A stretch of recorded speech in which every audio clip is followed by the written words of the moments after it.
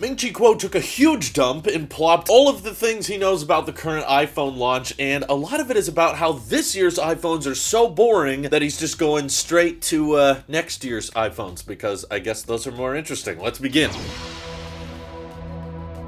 So I'll start with this year's iPhone because I know it's always crazy before the 2021 iPhones launch. We're already talking about 2022 iPhones, but that's pretty much inevitable when there's so little things to get excited for. And all he said about this year's iPhone is to expect a smaller notch. Where have you heard that before? I've heard this literally every single year since the iPhone 10 came out, so I'm very skeptical whenever anybody says we're gonna get a smaller notch. I don't know why they would do it this year and not last year. Would have made a whole lot of sense if you were introducing a 5.4-inch iPhone that small to shrink the notch then, but nah, maybe they just couldn't find a way to do it and now they're figuring it out this year. But on top of that, there is a bit of good news depending on the way you look at it. Kuo says not to expect any portless iPhones this year, and most of the reports that were alluding to there being a portless iPhone in 2021, a lot of them were coming from Kuo in the first place. So to now hear him say, you know, at the beginning of March, Apple has decided to keep Lightning across the board for the entire iPhone lineup and decide, you win this time, Lightning fanboys, but someday there will be a portless iPhone, because if Apple was planning on keeping the charge port around for many, many years, I think they would have switched to USB-C by now. But the fact that they haven't, and now that we're hearing they don't want to do portless this year means, who knows, it could be a 2022 iPhone thing. But the other somewhat bad news Kuo included in his report is that Apple has not really decided on whether or not they want to move forward with Touch ID coming back. And this to me is a huge mistake, because I feel like outside of Touch ID coming back, everything is very techy and very hard to advertise, knowing Apple in their marketing department, how they like to emphasize kind of features that don't require much explaining. You know, with 5G, it's just, it's faster. Your new phone is faster now. They don't really have to dive into too many technical aspects, whereas now, as Kuo is once again saying that this year's iPhones, the Pro lineup at least, will have ProMotion 120 Hertz. Surprising no one, we all expected that. But at the same time, that would be a fairly difficult thing for Apple to advertise, of like, oh, your old phone has a bad refresh rate. This one is 120 Hertz and it can dynamically adjust to 24 Hertz or 60 Hertz depending on what you're looking at. Average consumer's gonna be like, the what now? What are you guys talking about? And believe me, I know, even here on YouTube, there's a lot of you guys who don't care about the difference between 60 and 120 Hertz. That's fine. It's honestly to all your benefit that your eyes can't notice the true beauty. But I know Apple would have a much harder time hyping that up in marketing, whereas Touch ID, I feel like is something that everyday consumers can know and relate to. They're like, oh yeah, I can't use Face ID as much with a mask. It would be nice if I had Touch ID again. Like, I see non-techies on Twitter getting into arguments about Touch ID versus Face ID. So in my opinion, Touch ID would probably be the best marketing tactic Apple could use on this year's iPhones to make them not seem completely redundant and hardly any different from last year's iPhones. It's already going to be a S year, very incremental, fairly little changes. So if there's not even a new biometric to get excited for, that's going to be a tough sell. But because it's going to be such a tough sell, that's why I've been saying I don't think 2021 is a good year for Apple to remove the charge port on any of the iPhones. So now to hear Kuo say that Lightning will be standard across the board, I'm like, okay, that's probably a good idea. Let MagSafe be around for a little bit longer. Let the mass adoption of Qi charging and that new charge connectivity Apple has developed, give that a good year or two before we start ditching the port entirely. And then when there's a more massive iPhone improvement, Apple can justify removing it and still have a decent amount of demand for it. So on top of the charge port staying around, no Touch ID, he's also said that we should expect larger batteries, of course, faster chips. No surprise there, iPhone 12 battery capacities were all shrinked across the board, and we did notice that in day-to-day battery life compared to the iPhone 11 series, so makes sense to improve on that this year. We all want better batteries, that's good. But now getting into 2022, this is where a lot of the reports sound a bit more questionable, but he actually says he expects in the first half of 2022 for us to get the third generation iPhone SE, which is already a bit of a curveball because Apple put 4 years between the first and second generation SE, but maybe it's selling so well, Apple is deciding they want this to be more of a regular thing. And the somewhat disappointing news about the third generation SE is Kuo is saying to expect the same design as the current SE, just with a newer chip on the inside, so probably the A15 chip, and also 5G modems. So you know how Apple is so proud of 5G. If they're able to now advertise that you can get a 5G phone in that 4.7-inch form factor and it still has the home button and everything, they'll probably be able to flash around 5G with a much lower starting price, which they would probably be happy about. But I don't know. Me, like many of you, was somewhat hoping that the next generation of the SE could probably be a design improvement and bring some design consistency to the lineup. Like, I was kind of hoping we could get the iPhone 11 design, except basically just cheaper. I honestly don't care about the 5G modems. You can leave that out if it helps on affordability. But I guess some people might make the argument that, you know, there's still a demographic of people that wants to keep around the Touch ID sensor and a home button, and they don't want the gesture control, they don't want a notch, they don't want Face ID. Maybe having an option for them in the lineup, like the second and potentially third generation SE, might be a good idea if some of you are out there just saying like, nope, I don't want the gestures, I'm fine with the home button. But I don't know, there's like an Apple sheep in me that's kind of like, you guys should just move on, and if you're gonna get a new iPhone, you gotta get the up-to-date design with the new features. And I want to see like a notched iPhone with gesture control and everything get really, really cheap, even if it involves just keeping one camera on the back. Making the Liquid Retina 6.1-inch iPhone $399, I imagine, would sell incredibly well, but perhaps that's why Apple doesn't want to do it, and maybe that's why they're making the SE third generation have the same exact design as the second generation, just with updated internals, because they know if they gave the iPhone XR or 11 even more of a price cut, it's probably going to sell extremely well and probably start cannibalizing some of their flagships. So that's what Quo gave us with the iPhone SE3, which might just be around a year away from now. But what's more than a year away from now is the 2022 iPhones, which he's going off on something that I have a hard time believing here, but he's saying that they're going to ditch the notch in favor of camera hole cutouts similar to the Galaxy S line, but they never go into too much detail with this, which is always why I find it so confusing. They say, oh yeah, we're not going to have a notch anymore, we're just going to go forward with a camera cutout, but they never explain if they're going to keep Face ID or dumb down Face ID so it requires less sensors, or maybe ditch Face ID entirely so that you just have Touch ID instead. He doesn't know. He doesn't want to go into too many details there, and that's why I have a hard time believing the camera hole cutout thing, is because, look, even if the iPhone didn't have a notch anymore, you still have like 4 to 5 sensors that have to be on the front in order for Face ID to accurately work. So a punch hole camera on the front would look very, very weird. Either a bunch of separated holes, which would look quite odd in my opinion, or you bunch them together and have just one pill-shaped hole at the top, which also wouldn't look very good in my opinion compared to just the standard notch, which the fact that Apple has kept the notch around for so many years makes me think that they kind of feel like it's iconic and it's kind of the signature iPhone design now. And if they went forward with, you know, dumbing down Face ID so that it only requires 2 sensors or even 1 sensor, or going back to having Touch ID underneath the display or on the power button or something, it would just kind of look like every other Android on the market now. If it was just one camera hole at the top, iPhones and Androids would suddenly become very, very hard to tell the difference between. And I know that's not a great reason to keep the notch. I'm just saying, I feel like Apple is more inclined to keep the notch until they can remove it entirely, not find some kind of middle ground that Androids have been comfortable with doing. So because they're not being very specific on this report, and of course because the iPhone launch of 2022 is so far away, I kind of doubt this rumor, similar to how Quo has been saying for years that this year the notch will get smaller, this year the notch will get smaller, and by this year the notch will be gone. He keeps kind of pushing back his deadlines. He keeps kind of saying, actually, did I say this year? I meant next year they're going to remove the notch. Oh, I meant next year they're going to remove the notch. It's one of those things that I'm sure Apple is prototyping, and then rumors and leakers all find out about it and start reporting on it, but it's one of those things I don't expect to happen. And honestly, that's not even the most unbelievable part of this report, because he's saying by 2023, oh my god, we're 2 years away from now already, Apple could launch a foldable iPhone with around an 8-inch display, which is like, alright, yes, Apple I'm sure is prototyping foldables and all that, but acting like we know what the roadmap is for the next 2 years is pretty ridiculous. So that's why I doubt the foldable iPhone thing, because it's been in circulation since pretty much the Galaxy Fold came out. When Samsung first unveiled that, I remember people memeing to death that, ooh, Apple's gonna pretend they invented this next year, and then year after year after year they keep saying, oh, Apple's gonna make one, and then they don't. Now the latest deadline is 2023. That's when they're gonna release a foldable iPhone. So I'm sure we're gonna be hearing about this foldable iPhone for the next decade, and by 2023 we're gonna be hearing about a foldable iPhone launch in 2025. But honestly, iPhone's getting so stale and so redundant and so repetitive these days. While fundamentally I don't think Apple will make a foldable, because they're gonna decide there's too many compromises and they can't really make something too compelling to offer. At the same time, I do think it would be cool. It'd be fun to see Apple's take on a foldable, and as an Apple sheep, as a huge Apple fanboy, I'd be very curious to see how a company that actually writes great iPad software and great iPhone software could make a product that kind of runs both. Just from a content creator's perspective, as a guy who makes videos about Apple, it would be really fun if they made one. I just don't think they will. We can't even get AirTags out despite thinking those would be available in 2019, so that's why I'm very doubtful of Apple making wild, crazy products like that, because Apple doesn't seem to be taking many risks these days. But anywho, that's what we should look forward to with iPhones for the next couple years. There's very little things to talk about with the iPhone this year. That's why I don't make too many videos about it anymore, but figured I'd keep you guys in the loop on Quo, who's pretty spot on with a lot of this stuff, at least in the short term. With the long-term predictions, that's typically when he ends up not being too strong, but feel free to let me know what you think of iPhone SE3, this year's iPhones, next year's iPhones, all that crappy stuff. Thank you all for watching. This is your Apple Sheep here. I'll see you in the next one.